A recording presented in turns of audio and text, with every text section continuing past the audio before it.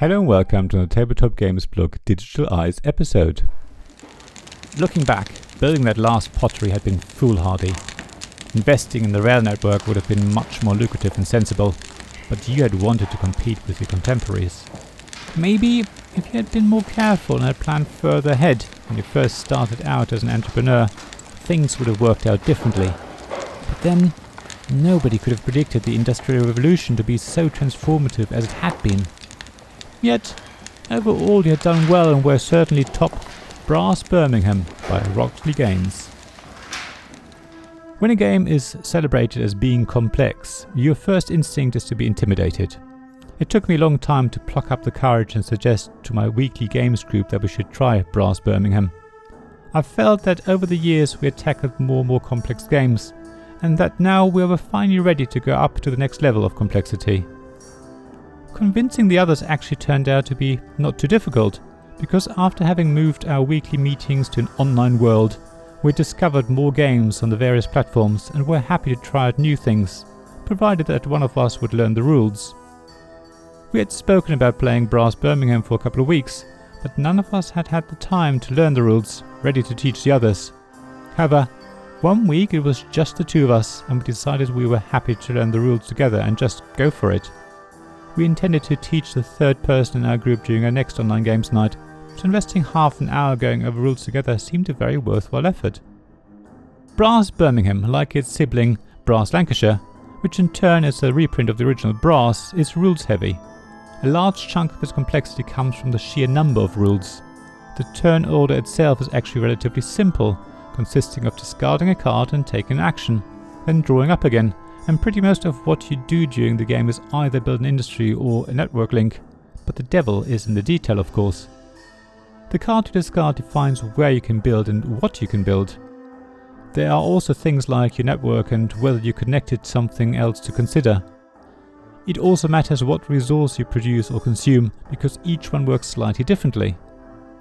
There's a lot of terminology to learn, the behavior of the cards and industry to understand, and the sheer amount of tiles on your own player map to grapple with.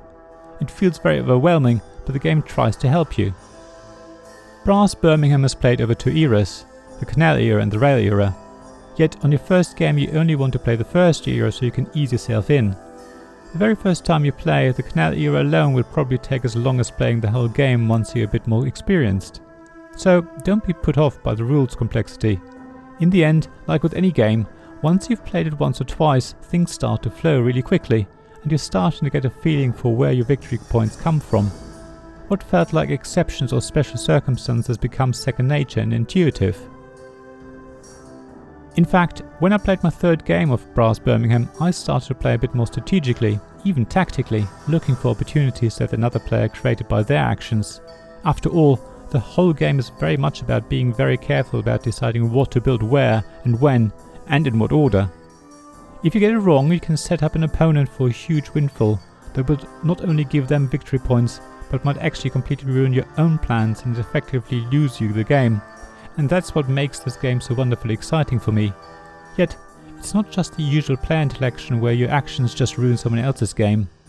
In Birmingham, things are a bit more complex, as you would expect.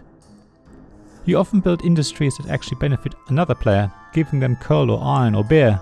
Yet, when these resources are used up, you will gain an even bigger benefit in the form of victory points. It doesn't end there though, because a player can gain an additional benefit from your benefit by building network links. It's a network of dependencies, and everyone is trying to snatch a few victory points where they can, in the hope that the final point difference will be enough for them to take the win. In the process, you're helping others who actually help you, which then helps someone else, in sometimes unexpected ways and in unexpected moments. If you play really well and everyone plays really badly, you always help yourself, but in reality, you can't do anything without considering how it could help someone else. It's a wonderful form of player interaction that Birmingham implements excellently. The whole process is made harder because you can't just build anything where you like. Your hand of cards limits what's possible, so from the start you have to work around what options you have been given by fate. It adds another level of strategic thinking, as if the game needed even more complexity. If you discard the wrong card at the wrong time, you may curse yourself later, after already having cursed the cards from conspiring against you. Yet the cards don't actually introduce a huge amount of luck. In fact, I'd say it's minimal, hardly noticeable. You've got a hand of 8 cards, which basically allow you to plan 8 turns ahead. That should be more than enough to come up with a decent strategy without allowing you to plan ahead too far. So once you've worked up your courage, worked your way through the rules, and made it to the end of the Canal era, Brass Birmingham greets you with another quite nasty surprise. Sure, the game will ask you to tot up everyone's victory points at this stage, lulling some of you into a false sense of security because they have managed to get a 20-point lead over everyone else, but others are close to giving up because they are so very far behind. Yet, the surprise that the game has to offer isn't a difference in victory points. After all, everyone will score again at the end of the rail era. No, the nastiness in the surprise comes when everyone has to remove pretty much most of what they've built on the map so far. It's almost like a hard reset, except for those among you who have managed to set themselves up for the rail era. Suddenly that 20-point difference doesn't look that big any longer. In fact, the leader will start to sweat a little as they realise that they have to start from scratch, while others are in prime position to really benefit from the age of steam that is coming next. By now, everyone will also have reached an income level that means money is no longer really of any consequence, except for deciding turn order each round. If not by the end of the Canal era, then a few rounds into the Rail era everyone will be so rich that it really doesn't matter what they build or how much they have to pay. Chances are they either get most of it back at the end of the round or even earn more than they've spent. Also, money is worth nothing at the end of the game, so when you reach the halfway point in the Rail era, you may as well put everyone's money back in the bank and use it to record how much everyone spends on the turn, so that you can decide turn order for the following round. Money really has no further use now. I love this. It feels like the game is telling me that for the rich, money loses all meaning. £1 million is just as unimportant as 100 million. Or in Brass Birmingham terms, it doesn't matter whether you're spending £15 plus some coal from the market or only £5. You won't miss it and probably get it all back again. Yet, money still remains important as it pertains to player order, and that's actually quite a critical point. As the map fills up, it's increasingly more difficult to find spaces that will only, or at least mostly, benefit yourself. Beer is in high demand, for example. So if you are clever and can ensure you spend the most money in one round so that you're last in the next round, then spend the least in that round, you will effectively get a double turn. That can be the only way to build a brewery and immediately use the beer to sell goods or otherwise gain victory points. If you're clever about it, manipulating turn order can have a huge impact later in the game. Brass Birmingham is just a glorious mix of area control, hand management, positive player interaction, which actually and ultimately benefits yourself, turn order manipulation, and plenty of strategic and some tactical thinking. It's an intimidating game that begs you to try it, and when you do, you will just squeal with frustration, enjoyment, anger, and pure excitement. You will ask yourself what you could have done differently and whether the canal was actually worth building. You won't be able to wait for another game where you can test your new strategy and ideas, only for the cards and the other players to spoil everything again.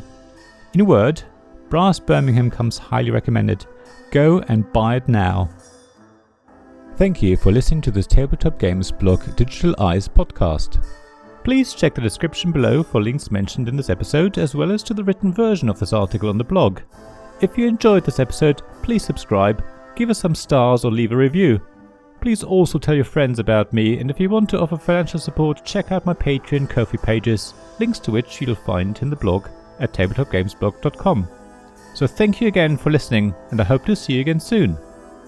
This podcast was made possible by the generous help of my Patreon supporters: Royal Patron Sean Newman, Castle Guard David Miller, Dice Masters Alex Bardi, Paul Grogan, Robin Kay and James Naylor, and Shining Lights Sarah Reed, Tim Vernick, and We're Not Wizards.